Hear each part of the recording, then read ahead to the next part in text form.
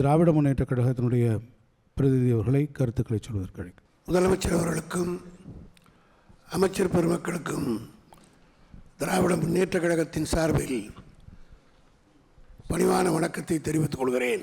Decision by discussion என்று அண்ணா சொல்லுவார்.